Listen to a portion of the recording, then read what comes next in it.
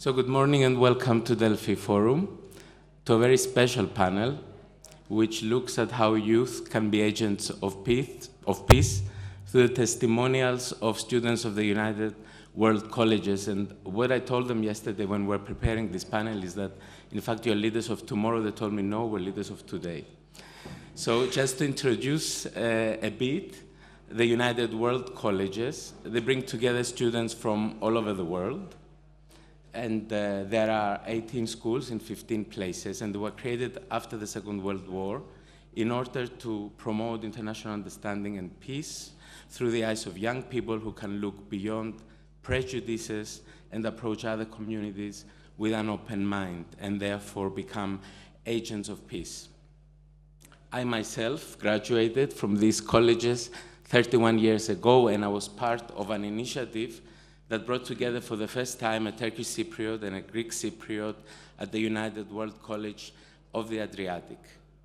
Today, the service of the European Commission for which I work funds scholarships for Greek Cypriots and Turkish Cypriots to the United World Colleges. And we have the honor to have with us today both the Director General of DG Reform, Ioannides, but also the headmistress of the United World College of Mostar, Sanira. So to help us understand how this experience at the United World Colleges can bridge communities that have come from conflict, backgrounds of conflict, we have the great honor to have with us from one community of Cyprus, Lian Ioannides, who graduated from the United World College of Maastricht in 2023.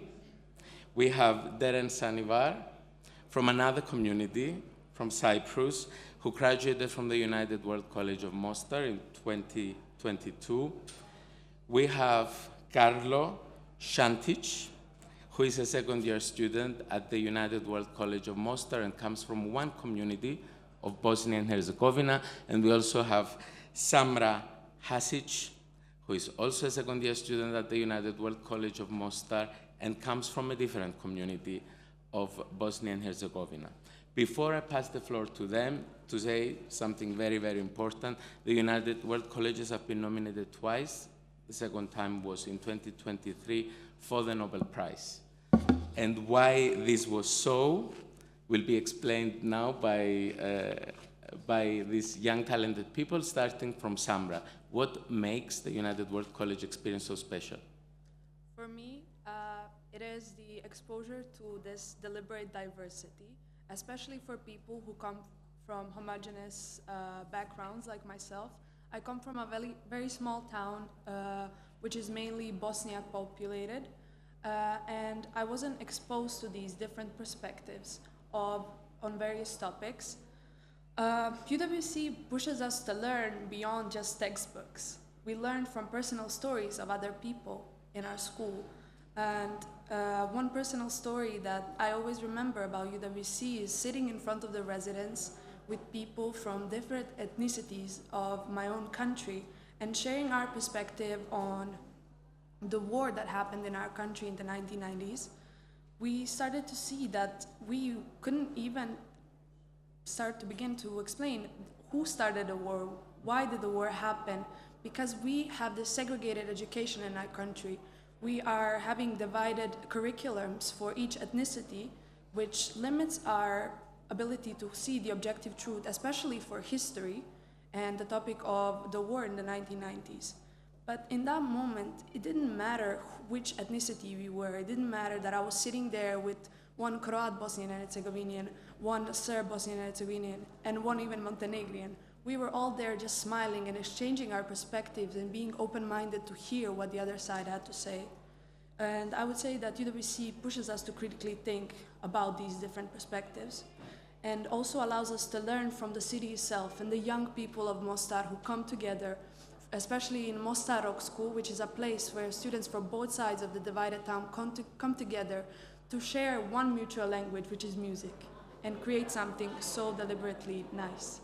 I would also say that now I choose friends not based on their ethnicity, but on their character. And it doesn't matter these differences, the small differences, don't matter. What matters is that we have the same dreams and same hopes, which is Bosnia and Herzegovina, a prosperous country for all of us. Thank you. Karlo, how is it special for you? Well, it's a similar story to Samra's. I mean, the reality, what she said, is that we have 3 different nationalities or 3 different ethnicities in the country that are divided. In reality, they are divisions that are present.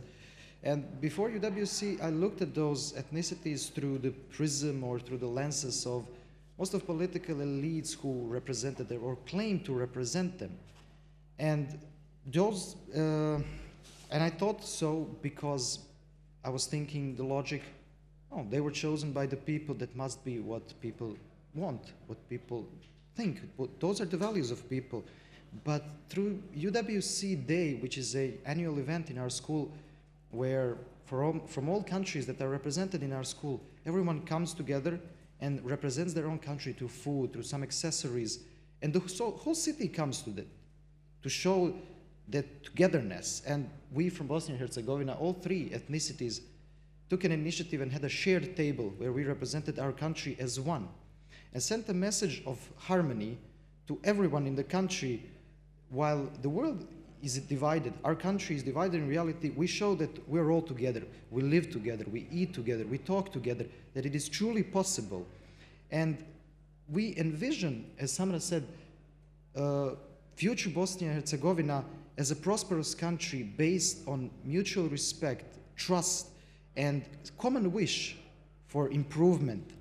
The UWC for me, the UWC experience for me is very special because it changed how I see different ethnicities, and it made me realize that what most of political elites might present is not what my generation or young people truly embody toward other ethnicities.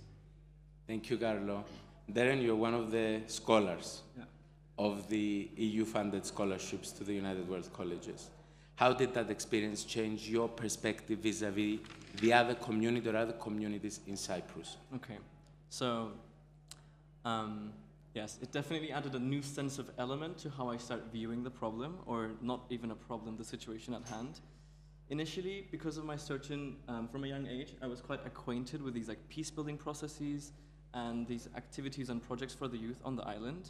So when I showed up to UWC Mostar with my Greek-speaking Cypriot counterparts, it was not of any revelation, but when we sat down to have these like intimate and cozy conversations, it really did add like this tenfold dimension to how I started viewing the quote-unquote other side.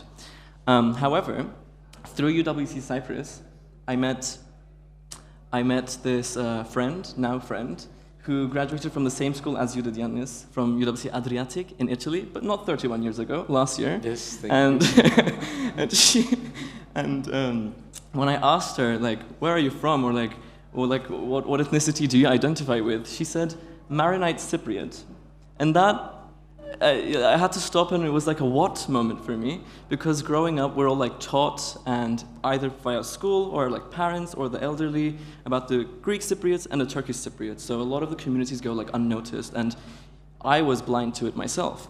And eventually I became friends with her, and over the past summer, I got the chance to like work with her on some projects, and through collaboration, I got to learn so much more about the wider native communities on Cyprus. And like herself, Maronite Cypriots, there are Romani Cypriots, Armenian Cypriots, and so forth, and these communities are all overlooked.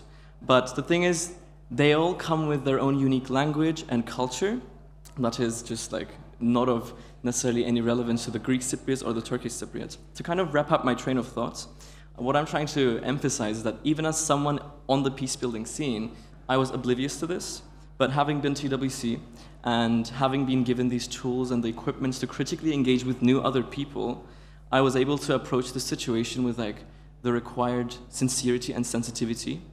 And again, I think now, how I think of it is, when I have these conversations, I try to bring their stories into light so that I can remind all of us to start thinking about how their voices could possibly be relevant when we start thinking about these peace-building processes in Cyprus, when we start speaking about integration of Cyprus, even in the future, on Cyprus's journey back to being whole. So, yeah. Thank you, Deren. Karlo, how is it special for you? Well, Thank you. Liana, you also are a scholar, an EU scholar at the United World Colleges, and how did that experience affect the way you see other communities and what to do today? Because I think you have an interesting story to tell. Thank you. I think my experience was a bit different to Deren's in that before UWC, I was not at all engaged in peacebuilding, and I would say quite the opposite. I grew up in a family of refugees from Morphu, and I remember being taught and feeling the intergenerational pain and trauma that still exists in our communities because of the conflict. And I remember in primary school being really taught to feel this communal sense of injustice and to feel that I have been wronged personally, and that to some extent to channel that pain and feeling of injustice into a feeling of resentment and hate towards the other community. So I remember, for example, walking through my city, Nicosia, which is also the last divided capital of Europe, and seeing writings on the wall, graffitis. For example, Turcos Negros Monon Galos, which translates to a good Turk is only a dead Turk. And seeing such heavy graffiti on the wall, and in a way seeing them being completely tolerated by my community, to some extent I also grew tolerant of this, and to some extent tolerant of how much hate and absorbing it. So going into UWC for the first time, sitting on a table during Ramadan with my Muslim friends and just sharing a meal. And at the moment, of course, you're not thinking, oh my God, I'm sharing a meal with a Buddhist, an atheist, a Christian, a Jew. You're just sitting on a table and having fun with your friends. A key word that Deren mentioned was the word conversation. And I think through conversation we can break these these hateful barriers that we don't even realize exist, and we don't realize how harmful they are to ourselves. What Samra mentioned in the beginning, objective truth, what I realized is that perception becomes truth, unfortunately, and I realized that I was taught a truth that was not truthful and was not truthful to the peaceful future that I would like to build. Thank you. The two of you, so Karlo and Samra, you're studying now at the college in Mostar, which is known for its bridge and the division of that city. How that experience, you touched on it before, but can you elaborate on how that experience in that divided city has changed the perspective in which you see other communities within your country? We start with Samra. Definitely. I think it's important to understand, as Liana said, the generational trauma that we are all experiencing, especially in Bosnia and Herzegovina in this post-war country.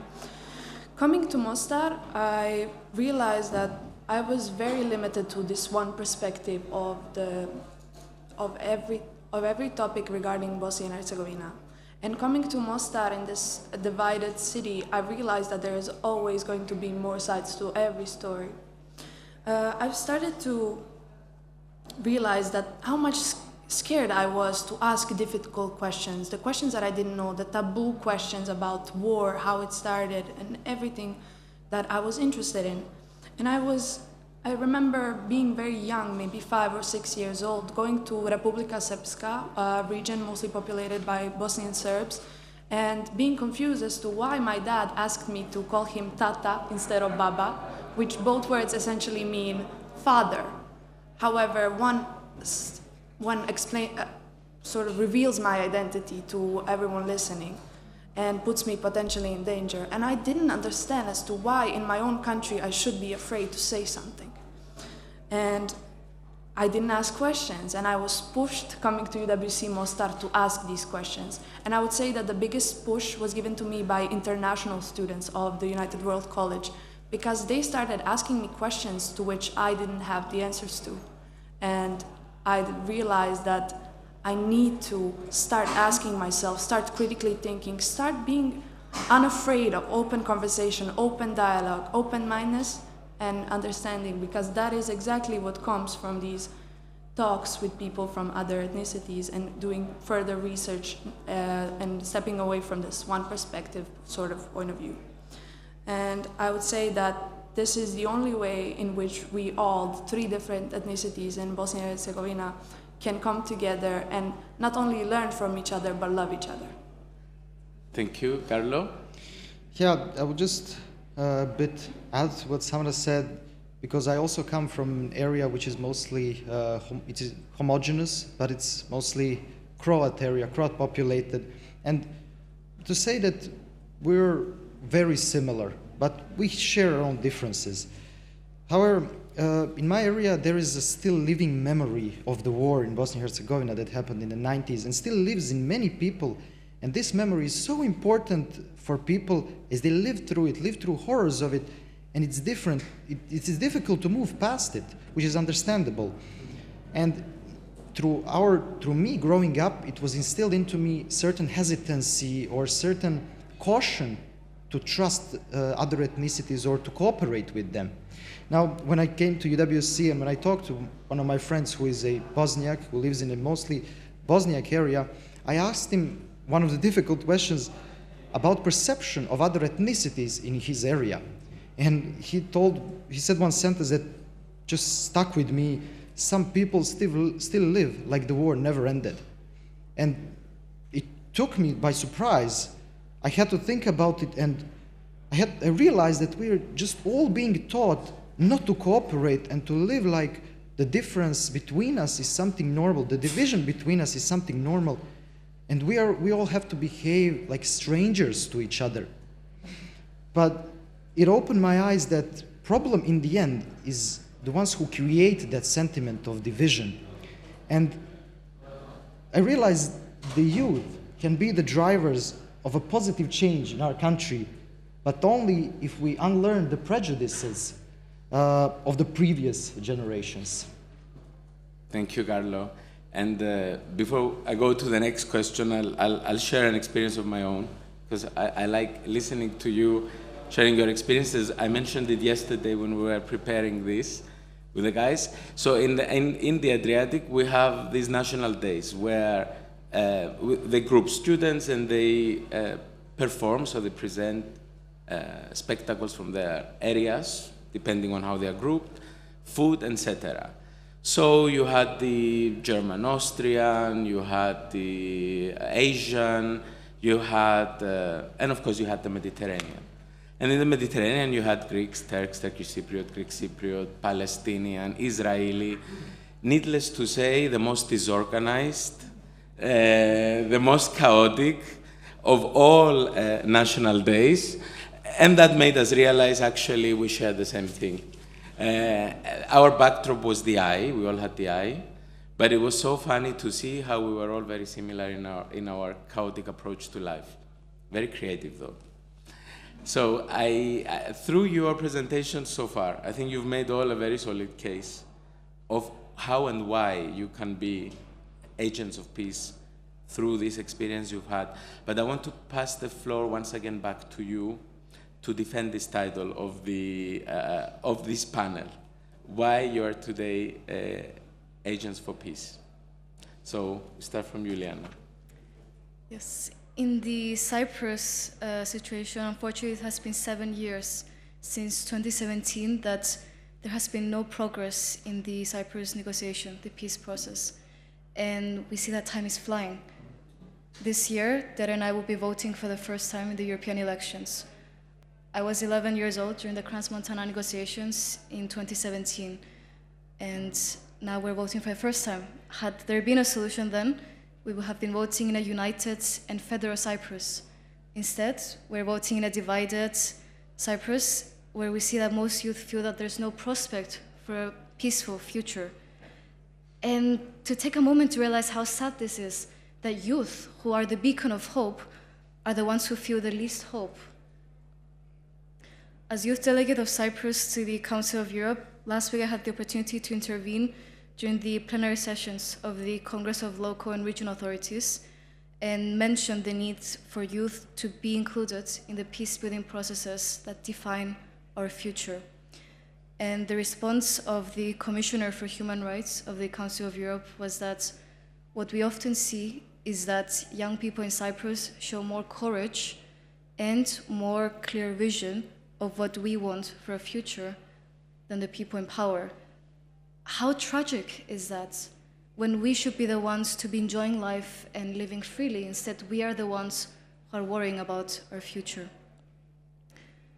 Yesterday, during the panel on the Cyprus peace process, Mr. Mario Nava mentioned the letter that Cypriot youth wrote to the European Commission. The Cypriot youth that wrote this letter were EU scholars from the program that Ioannides mentioned. And in this letter, we thanked the European Commission for the efforts and the commitment to building a united Cyprus, including the scholarship program.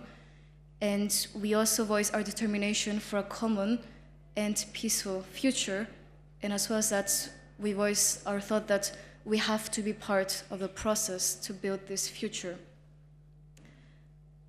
As youth, for us to write this letter together at a time when the leaders cannot even agree on what kind of solution they want, it was thanks to our UWC education, the tools that we were given.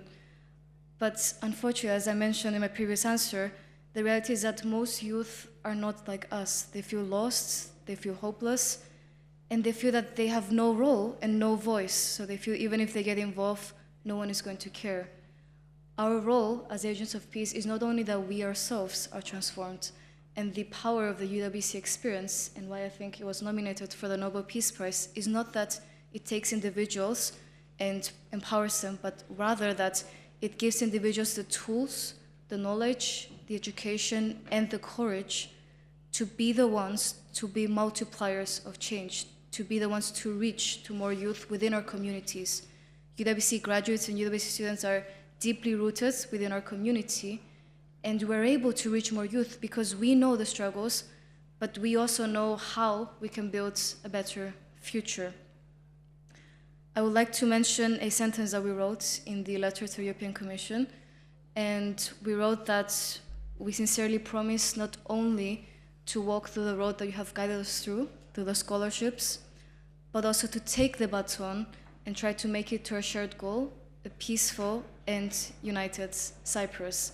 So as we look ahead, I really think that in our peace process and also in our everyday life, we have to be the ones to uproot youth, and thanks to our tools, we also have a responsibility and a duty to be the ones to show other youth that yes, we can get involved, and yes, we matter in this process. Thank you. Thank you, Liana. Samra, the same to you. Whatever comes to your mind, if you want to say something, because we have some more time, so. I would say for Bosnia and Herzegovina and UWC Mostar's message, it is so very important to be open for change and to use our education to build bridges between people and the divisions between people, I would say. Thank you, Karlo. A last message from you. Yeah, I like what Samra said. For me, it's also the people in Bosnia and Herzegovina also have to be open to mutual understanding of each other's perspectives, since 3 different curriculums in one country is truly a lot, and it only drives that division further.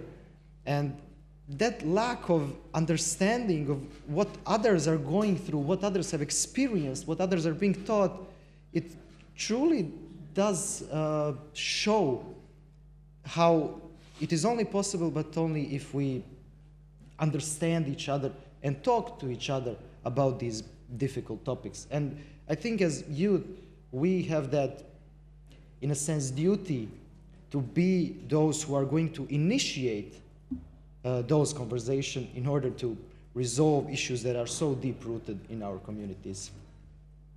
Thank you.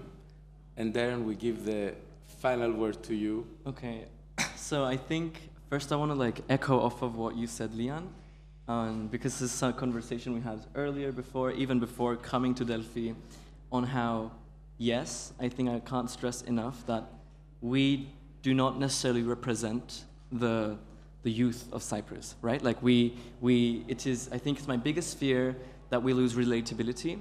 It is my biggest fear that we lose touch with our peers in Cyprus, because not everyone comes from the same sense of privilege or can find the same opportunity to get to the same skills, same equipment, or like whatever it is that makes us be able to like be on this platform right now.